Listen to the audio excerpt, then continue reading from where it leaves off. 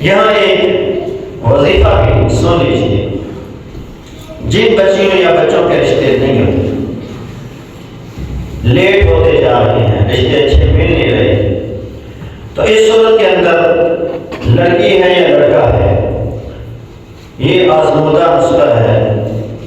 وَهُوَ الَّذِي خَلَقَ مِنَ الْمَاءِ بَشَرًا فَجَعَلَهُ نَسَبًا وَصِهْرًا وَكَانَ رَبُّكَ قَدِيرًا۔ یہ سورہ فرقان کی آیت ہے 19 آیت شروع میں کہ اللہ وہ ذات ہے جس نے انسان کو پانی سے پیدا کیا، پھر اس کا خاندان اور اس کے سسرال والے، اور تیرا رب اس کام پر قادر ہے۔ اس آیت کو صبح و شام کس بار اول آخر ضرور 3 بار پڑھ کے وہ وظیفہ شروع کر دے۔ لڑکا رات کو سورہ مدثر کی تلاوت کرے، لڑکی رات کو سورہ مزمل کی تلاوت کرے۔ والدین بھی جو پہلا وظیفہ ہے وہ الذی خلق من الماء والا، اس کو صبح و شام 21 بار 41 بار 100 بار پڑھیں تو انشاءاللہ تعالی خاندان، اچھا خاندان اور اچھا رشتہ ضرور مل جائے گا انشاءاللہ۔ تو اس وظیفے